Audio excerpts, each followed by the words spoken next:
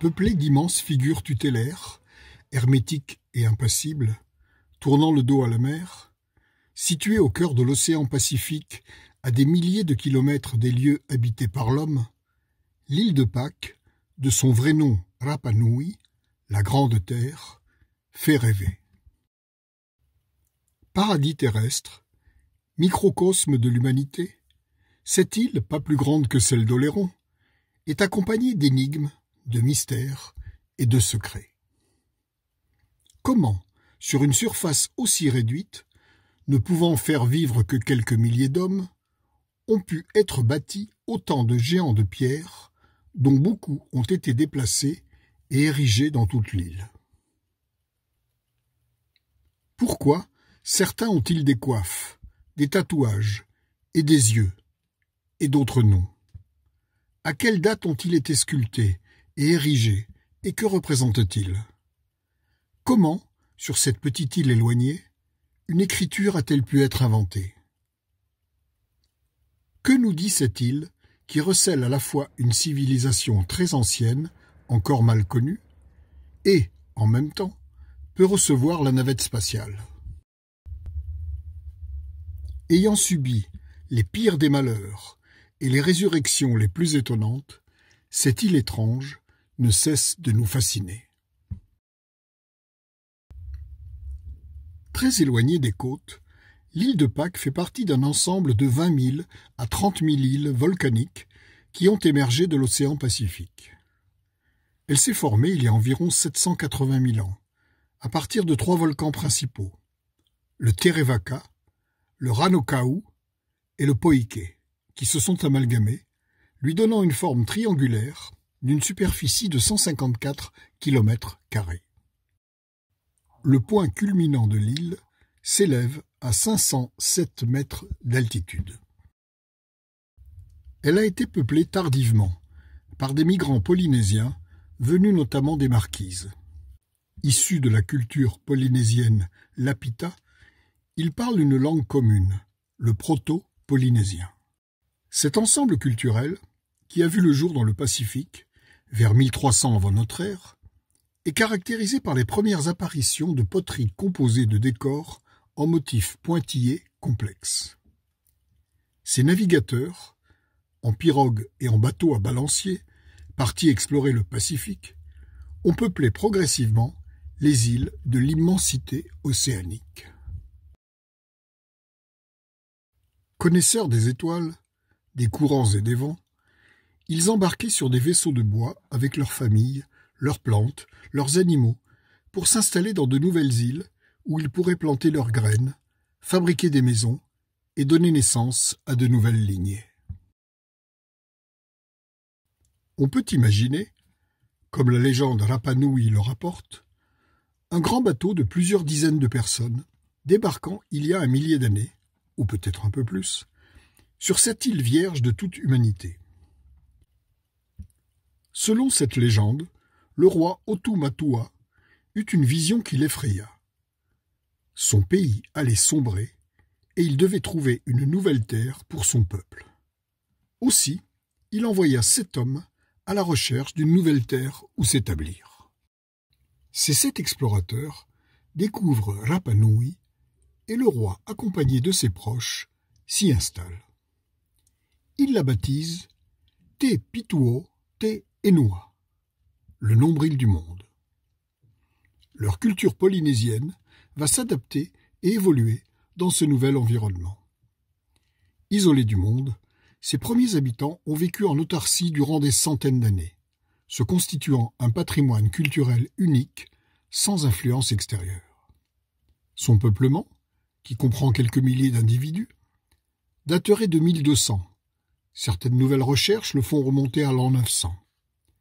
L'apogée de la civilisation Rapa Nui, car c'en est une, se situerait vers le XVIe siècle.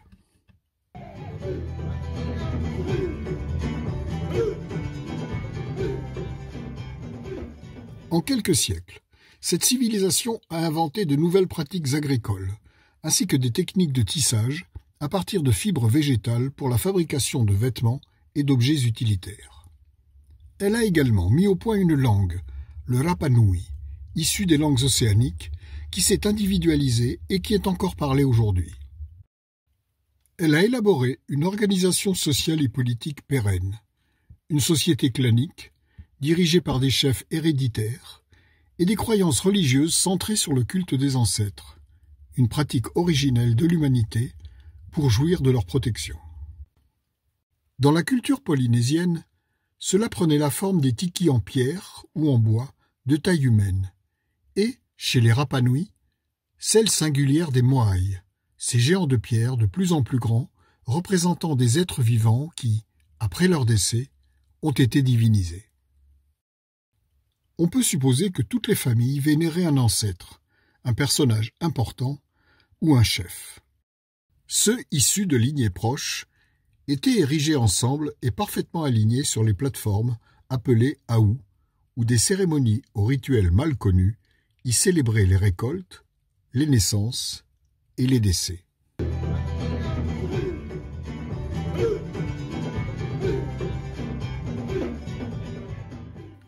Une légende raconte que le roi Tuko Iu, qui avait vu en songe un moai, a sculpté sa vision, et tous seraient inspirés de ce premier moai issu de son rêve. Certains sont restés sur place, d'autres sont disséminés dans toute l'île.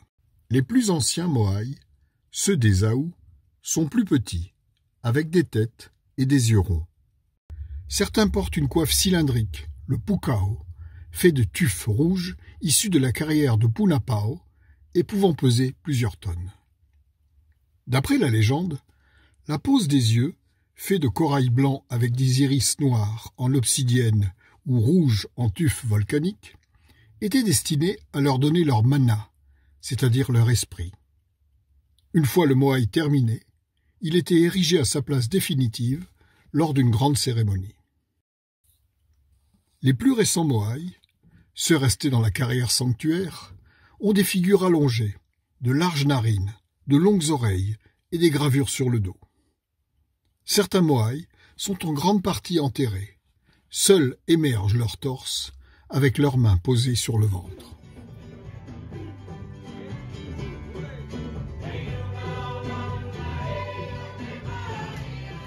Un spectacle, organisé par le groupe Rapa Nui Manama Oi, raconte en chansons et en danse l'histoire de l'île, la naissance du culte des moai, leur fabrication et leur installation sur les lieux sacrés. C'est un spectacle bien conçu et mis en scène à travers différents tableaux et de nombreux changements de costumes en plumes faits à la main. Il permet de se connecter profondément à l'art Rapa Nui.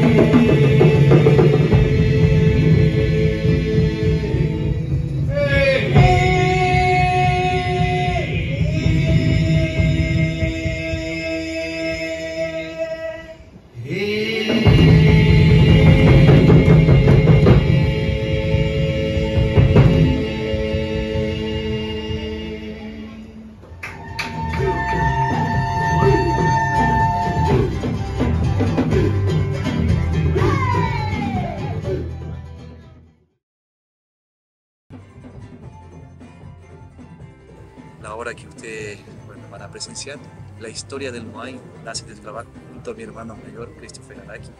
Juntos creamos esta obra musical que busca no solamente transmitir un espectáculo de danza, sino también entregar parte fundamental de nuestra identidad como pueblo Rapa Nui a través de una historia que usted puede comprender ya que es narrada en español, inglés, en francés, pero que su desarrollo es 100% realizado por la lengua Rapa Nui a través de las artes propias de nuestro pueblo y lo que hemos logrado heredar y preservar de nuestros ancestros. Con mucho amor, mucho cariño y respeto es que buscamos honrar nuestro legado ancestral y la memoria de nuestros antepasados, ya que cada año nuestra campaña es salir a distintos países, ya sea en Europa, en América, en Asia, en Sudamérica, a difundir y a dar a conocer quiénes somos, de dónde venimos y que somos un pueblo que está vivo, que tenemos unas expresiones artísticas únicas que demostrar en el mundo. Y esperamos que también ustedes puedan ser parte de nuestra historia y nos ayuden a difundir nuestro mensaje.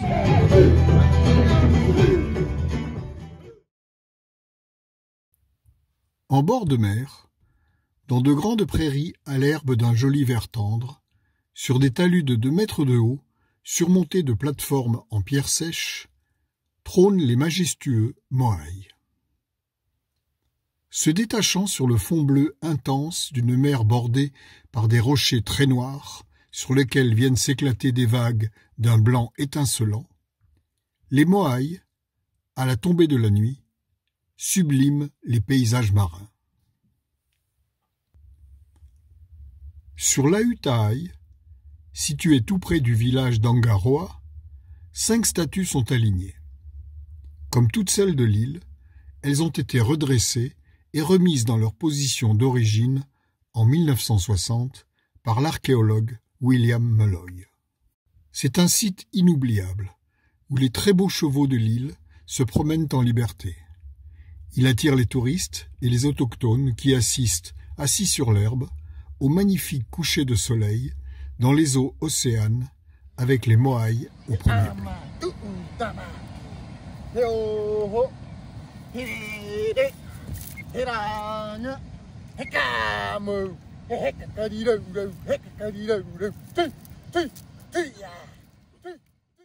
Un peu plus loin, sur l'Auakapu, un Moai isolé portant un pukao, une coiffe rouge, est particulièrement émouvant. De l'autre côté du village, une petite balade à pied, longeant l'océan, nous conduit au port Pico, dominé par un bel et haut aou sur lequel trône un Moai. C'est dans ce petit port qu'arrivaient les bateaux et leurs marchandises jusqu'à la construction de la superpiste d'aéroport réalisée en 1966 par les Américains qui voulaient aménager une base secrète au beau milieu du Pacifique. Cette piste pouvait et peut toujours accueillir les gros bombardiers et même la navette spatiale. Elle est très précieuse pour les Pasquans et les visiteurs du monde entier arrivant par les Airbus ou les Boeing, puisqu'elle est devenue un grand petit aéroport.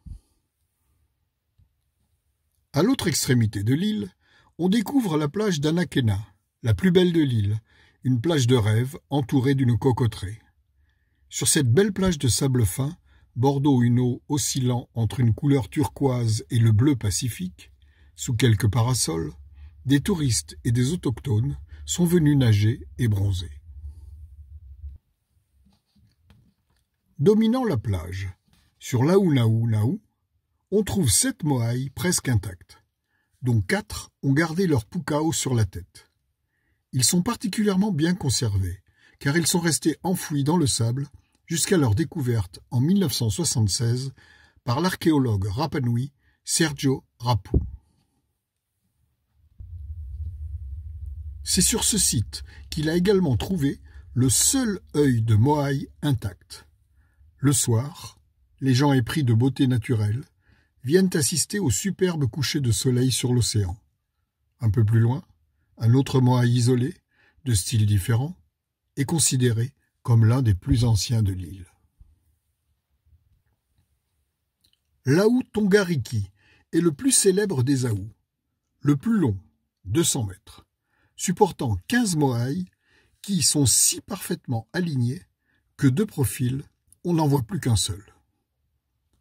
La plateforme les soutenant est aussi la plus haute. Ce sont les Moai parmi les plus colossaux de l'île. Celui du centre, le plus grand, pèserait 80 tonnes. Incroyable qu'il soit arrivé intact jusque-là.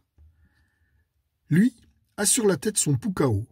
Delphine pense que ce sont plutôt des chapeaux, des genres de chignons posés haut sur la tête à la manière polynésienne. Ce site sublime a été complètement détruit en 1960, à la suite d'un tsunami où l'on a pu voir des vagues de 11 mètres de haut. Les autorités de l'île n'ayant pas les moyens de le restaurer, c'est une société japonaise privée qui a financé sa réhabilitation. En remerciement, un beau moai a été prêté aux Japonais, qui l'ont promené dans tout le Japon. Il est revenu chez lui et trône à présent à l'entrée du site. Son surnom est le Voyageur. D'ailleurs, on voit beaucoup de touristes japonais ravis de venir le photographier. Notre visite de l'île a été enrichie par les connaissances de Delphine Poulain, rencontrée sur Internet, puis à notre arrivée sur l'île. Nous avons passé avec elle une journée de près de 10 heures à la découverte de ses principaux sites. Elle nous a appris que pendant la pandémie, l'île a été complètement coupée du monde pendant près de 3 ans. Si la population a été préservée de la maladie, l'économie en a beaucoup souffert, et plus particulièrement les artistes, car, comme partout, ce sont les ventes d'œuvres d'art qui en ont le plus pâti. Cela commence à aller mieux, mais la liaison aérienne avec Tahiti, qui a mené près de la moitié des touristes, n'est toujours pas rétablie. Delphine est une artiste reconnue. On lui doit les vitraux de l'église de Angaroa, un travail en cours pour lequel elle espère obtenir un mécénat. Mêlant la culture chrétienne à celle des Rapa Nui, elle illustre les 14 stations de la Passion du Christ. Chaque vitrail est chargé d'une multitude de symboles et de signes, un syncrétisme qu'elle a eu la gentillesse de déchiffrer pour nous. Cette œuvre, cultivée aux puissantes couleurs étincelantes traversées par le soleil de l'île de Pâques, est à découvrir.